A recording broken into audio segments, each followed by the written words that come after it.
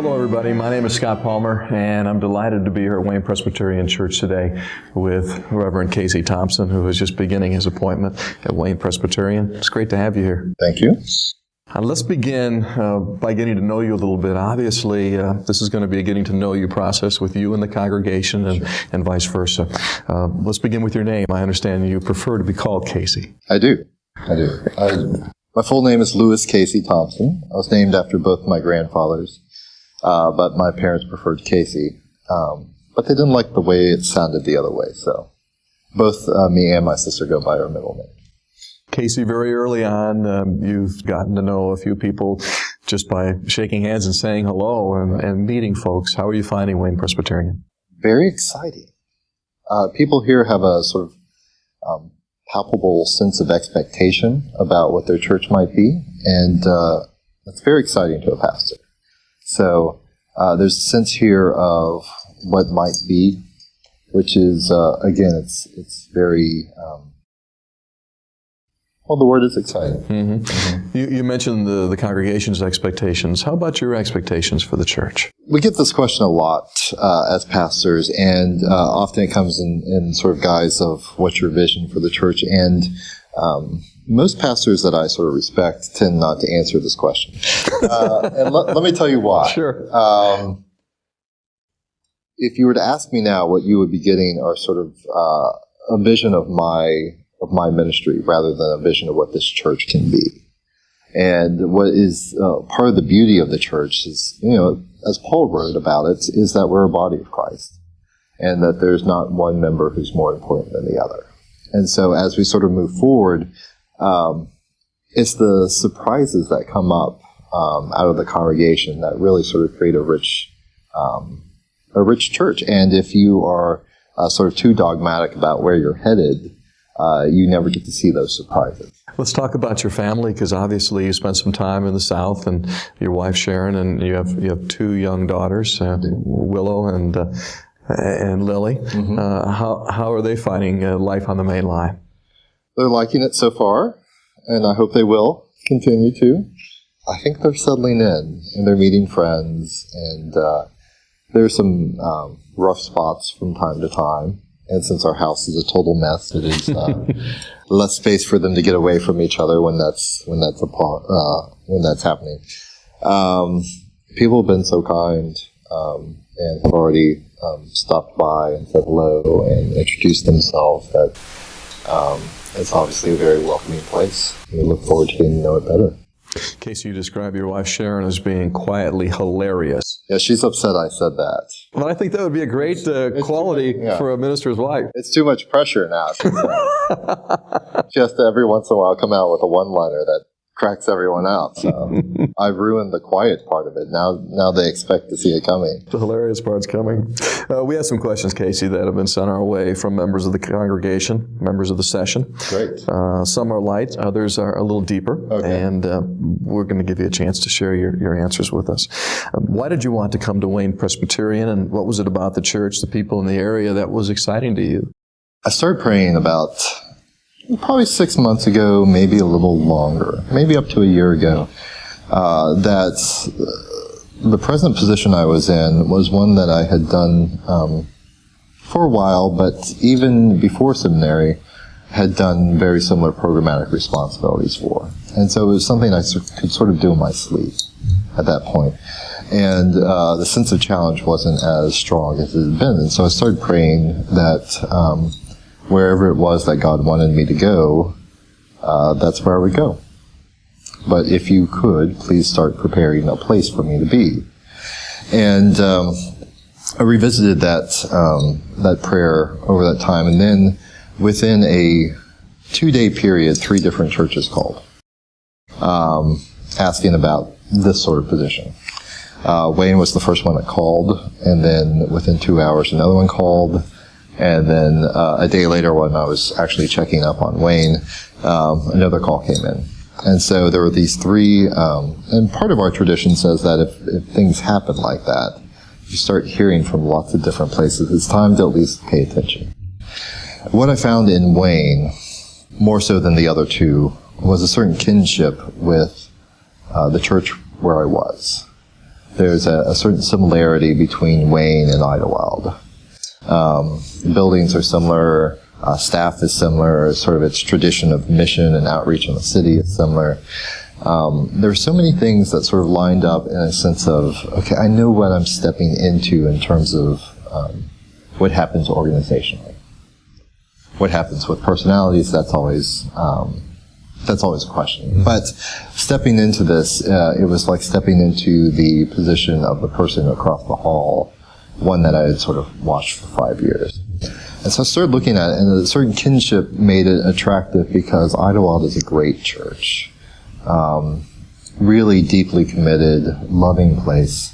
And when I started looking into Wayne, it started to match up. Having said that, it was simply that at that point. It was sort of a cognitive realization that this was similar. But then once I started talking to the pastor nominating committee, the notion that it was no longer an organization but people started to bridge that gap, and really just started to like the people I was talking to, the things that go on here. So the things that go on that I love, I mean, there's obviously a commitment to worship, a strong tradition of preaching, but also of fantastic music. There's good education opportunities here. And then, I mentioned before, the sense of mission here is really strong. It's sort of palpable, and it sort of fills the place when you talk to people about what's important to them. And those are the things that sort of initially attracted me here. What do you really enjoy most about preaching, Casey? What is it about this calling that you enjoy most when you're at the pulpit? Enjoy is the wrong word, I think, because it's sometimes very difficult. What it is that I love about preaching is that it's my primary spiritual discipline.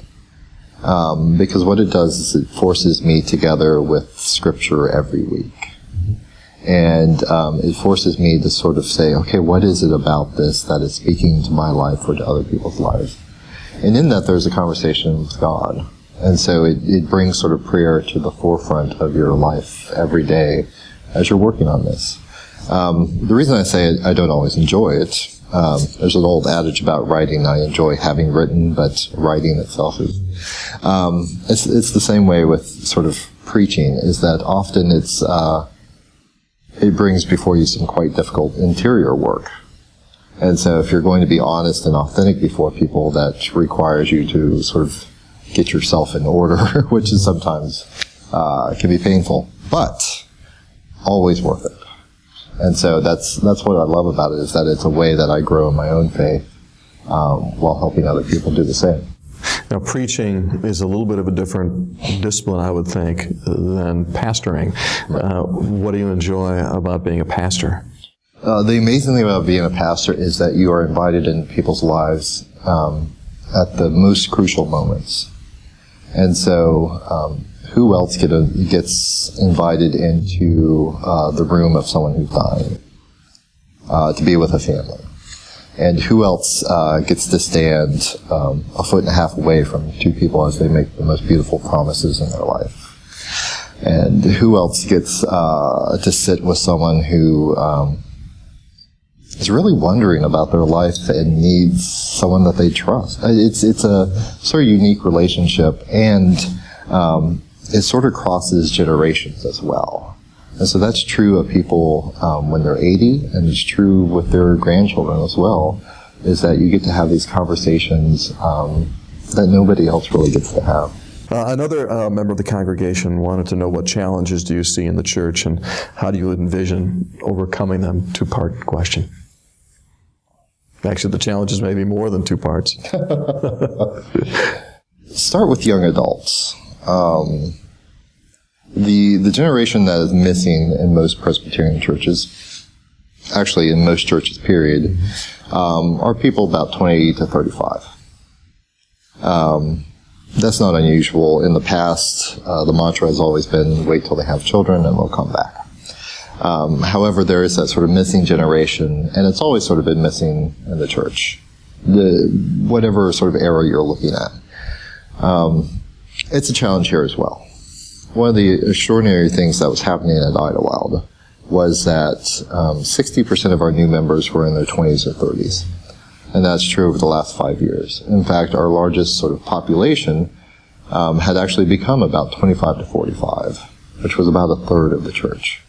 That doesn't happen very often. And so there are a number of reasons why that was happening, but it still seems to be a challenge to almost every church to find a young adult population that will be part of the community in sort of a meaningful way.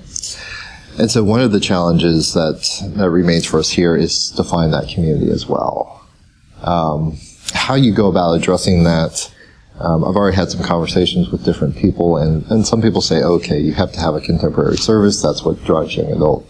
And some people say, no, it's really more about mission and hands-on activity, and other people say, no, it's really about taking care. Well, what I really think about what it's about is, I think it's about worship.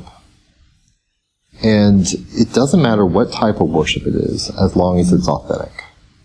What people have this deep hunger for when they come to church, and this is true if you're a young adult or an older adult, that you can be authentically present before God, that someone will speak to you directly into your heart. No matter what age you are, if you can find that in a place that will also care about you and welcome you in, you'll come to church. You mentioned several times, Casey, vibrant worship. Right. What do you mean by that? I think in what you were just saying is part of the answer to that, but what would you say is vibrant worship? Worship that has a sense of purpose, and that purpose is being present before God. Some things that characterize vibrant worship, good music of whatever variety it is, people who care about it, and recognize that this is a spiritual offering before God. You can tell the difference, and you can tell it here because the music is fantastic, and one of the things they really do here is that it really emphasizes the sense of the spiritual foundation that this is all based on. And it comes across in the singing. And so that's part of it. I think vibrant preaching typically is preaching that is creative, that offers you a different view into the text than you've ever seen before. There's a standard interpretation of the text. Things that differ from that, but also surprise you, I think is sort of what offers vibrant preaching. There's energy there. I'm talking largely about what happens sort of in leadership, but vibrant worship also usually comes from the congregation. And so if people are excited to be there and are singing and participating and are leaning forward and listening, you can tell a difference in the quality of worship. Casey, you said that you describe yourself as being left of center from a theological standpoint. Mm-hmm. What does that mean? Nobody knows. Now, labels are terrible, right? Someone once said, the opposite of liberal is stingy, and the opposite of conservative is destructive. And so why would we put these in opposition to each other? I typically don't like to speak that way simply because it locates someone, right? Mm-hmm. What that means for me is that even moderate is a bad descriptor in terms of Christian theology. Because Christian theology itself, there's something very radical about who Jesus is. And so when I describe myself left of center, what that typically means is that when you get into the sort of political issues in terms of what goes on in the church, is that I tend to vote more one way than another. And the reason I do that is very simple. It is because for me there is always, when there's a decision to be made, I tend toward, if I'm going to make a mistake, I'm going to make a mistake toward the side of compassion, rather than the side of truth. And both of those things are critical. But I realize I'm a fallible person, and if I'm going to make a mistake, I'm going to sort of lean one way rather than the other. We make a bit of a mockery about this in our church, because there are people with the exact same theology who might vote different ways, and one gets labeled conservative, one gets labeled liberal, but they have the same theology, and the only reason they might be voting differently is because they're emphasizing one part over the other. That's a good description, and a tough question. Another member of the congregation, and I'm going to read this one because it's rather lengthy. It says, sometime back, Time magazine featured a piece on religion that indicated more and more people describing themselves as spiritual, but choose not to be affiliated with organized religion or a specific church. What is your take on the cause of that, and should there be an effort to reverse that trend? I'm not sure you can reverse that trend. I think what you can do is be a vibrant and authentic church, and people will respond to it. It's remarkable how many times at my last stop, we would have someone come in and say, I've been hurt by the church in one way or another, but I'm finding a home here. And it's not that we're dramatically different than that other church. It just might be that we recognize some of the places where organized religion cuts and hurts. And for a lot of people, I think that's sort of what's behind that sort of description of being spiritual. That is, they still have a relationship with God, but not religious, which means they don't have the relationship with the church.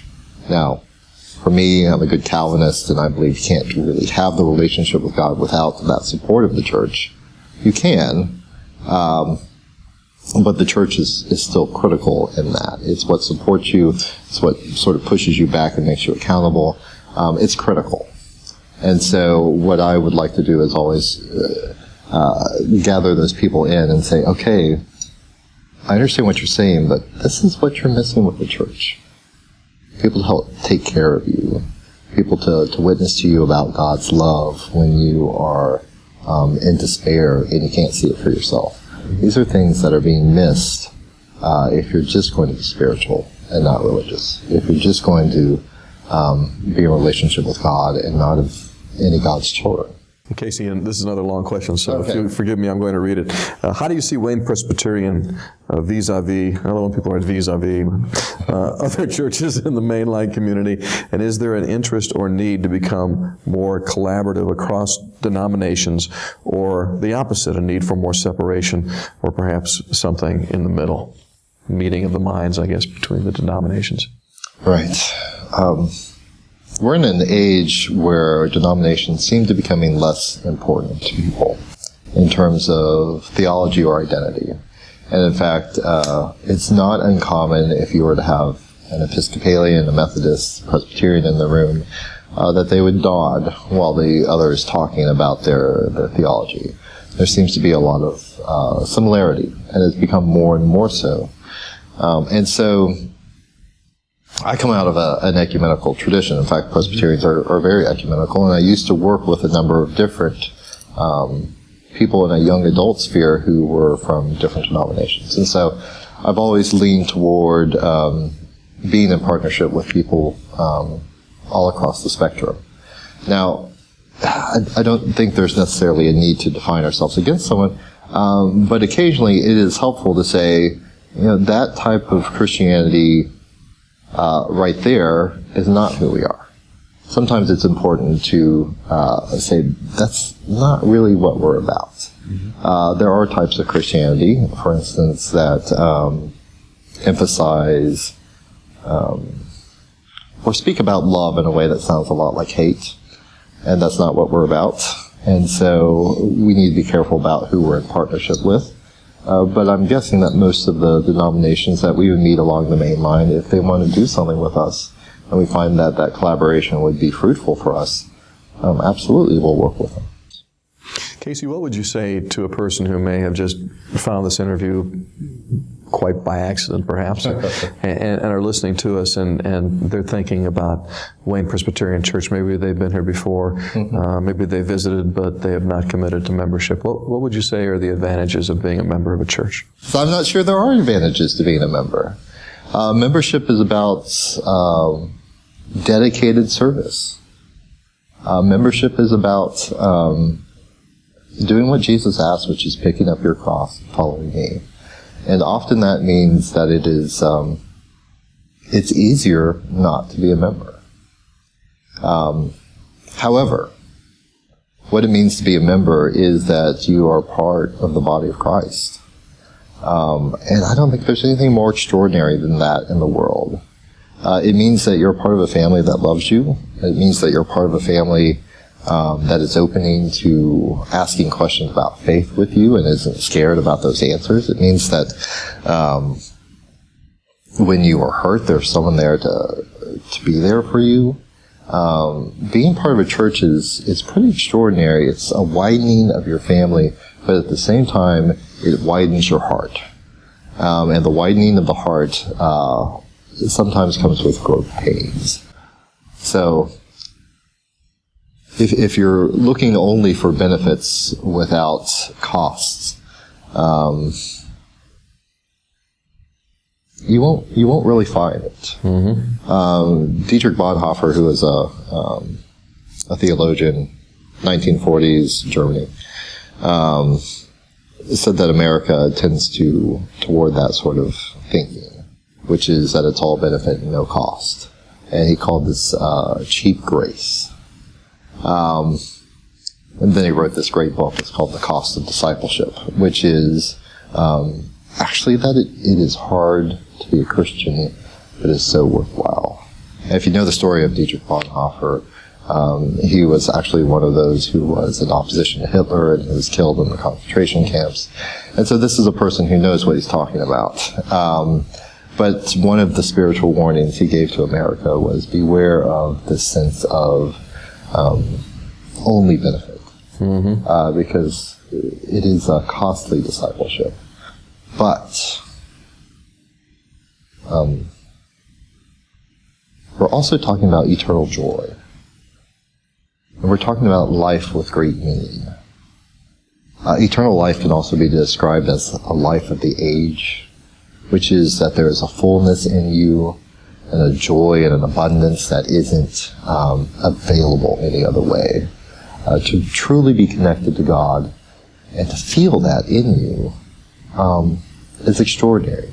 It's not about membership. I wish we didn't use membership.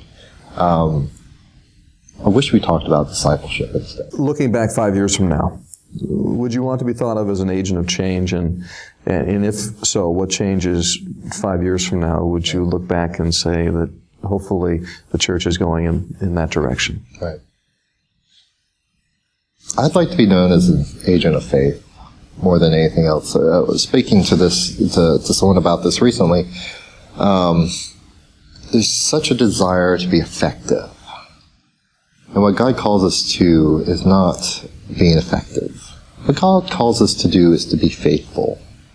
And if you happen to be effective, that's so much the better. People usually look at me with a bit of a head tilt when I say that, but let me give you an illustration. 2 churches in Memphis. My church, another church, will remain nameless. But they were the 2 largest Presbyterian churches in Memphis. In the 1960s. And as you know, in the 1960s, Memphis was a hotbed for race questions. Mm-hmm. Idlewild, which was my church, made the decision that when African Americans came to the church, they would be seated. And this was sort of part of a protest movement in the 1960s. It happened along with Rhodes College, etc., etc. They were seated. That decision cost the church about 1,000 members. It was the right decision. It was the faithful decision. Mm-hmm. Another church, another large church, decided that the deacons would go out around the church and they would lock arms and no one would be seated. That church gained about 1,000 members, mostly from ours. Mm-hmm. To this day, that church is much larger than ours, still. But they made the wrong decision there. And so being faithful sometimes means that what you're trying to do, and part of what they were trying to do, is to be open to all people. And that usually comes with a desire that the church will grow larger. But they had to trade that. They had to decide, okay, are we going to be effective and we're going to be a large church, or are we going to be faithful and be whatever size church for the people who come. And they made the right decision. So what I desire, if people look back on sort of my ministry here, is that they see that I tried to discern what it is God wanted to happen for this place. Now, that isn't to say that I don't have some things I'm interested in training. One, obviously, is young adults. I'd like more young adults to be here. Secondly, this is actually related. I think part of the reason we don't have as many young adults here as we might is that children aren't in worship with us as often, which means that they never learn how to sort of navigate what a service is about. And so we actually have young adults who come back now, who have just sort of graduated from college, and they don't go to worship, they go to adult ed, because that's what they've always done this entire time. And so there's a part of me that would like to see the introduction of children back into worship on a more regular basis, so that worship is the heart of what we do, so that they can understand the joy of worship as well.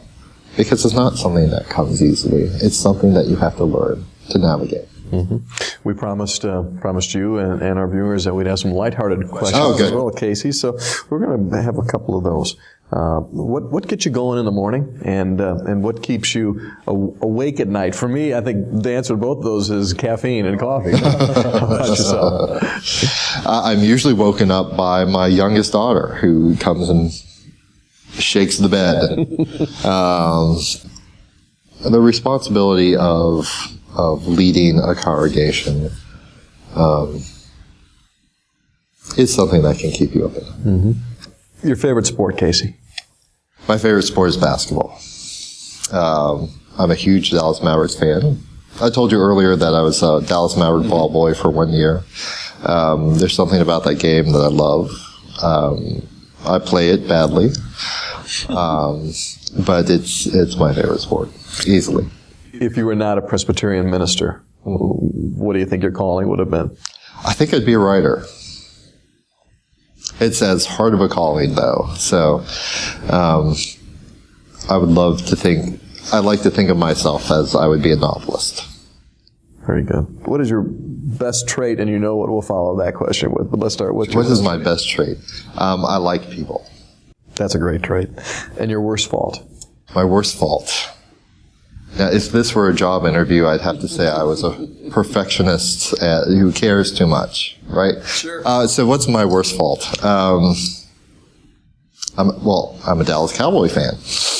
Well, there you got it out. Do you feel better as you got it off your chest? There it is. That's good. That's my deep moral failing, is that I'm a Cowboy fan. With the season the Cowboys are having now, you may be forgiven by that. Well, it's... by our congregation. I was just telling someone that it was nice of them to ruin their season, so it wouldn't be an issue this year. I guess that's a good way to put it. Casey, you have two small daughters, so free time is somewhat laughable to begin with. But right. When you have your spare time, what are you doing with it? I like to paint.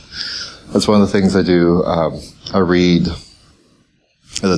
Sharon and I love movies. Obviously, playing with the kids is right there at the top. But it's those sorts of things. What movie have you seen lately that you guys really like? I haven't seen anything lately. I figure you spent so busy. Terrible. It's favorite all-time movie. Favorite all-time movie. Well, as many people my age, The Empire Strikes Back. Very good. I don't know if that's still true. I haven't seen it in 5 years or so. Sometimes it's best just to remember them as they were. That's right. When you saw them. What's your favorite vacation spot? Where do you like to get away to? Usually my parents' house. That's very sad to say, but that's not at all. My daughters love it there, and it is one place that Sharon and I can truly relax. So, Casey, what's on your iPod? What's on my? Well, assuming you have one. Oh, I left it in my office. There's a range of things on my iPod. Let's see, everything from the Indigo Girls, which is sort of a folk rock, to Kanye West, to there's a good mixture. Kind of all over the dial on your radio, it sounds like. Right. Okay. These are quick ones. Wine, red or white? Red. Okay. Cabernet. Bud or Sam Adams? I have no idea why someone's asking this, but Bud or Sam Adams? Shiner Bock. Okay. It's a Texas beer. It's like the Yingling of the South. Does that go along with being a Cowboys fan? It does. Okay. Well, I'll stay away from that one then. Starbucks or Saxby's? I don't drink coffee. Okay. All right. One last thing. What did we not ask you about today that perhaps you were hoping we would or thinking that we would? I figured you'd probably ask me what my favorite book of the Bible was. Genesis, by the way. It's a good place to start. That's a good place to start. I can't think of anything else. Well, that was good, though. Casey, thank you very much for your time. And, appreciate it. And welcome to Wayne and to Wayne Presbyterian Church. Thank you. I've enjoyed our conversation. Thank you.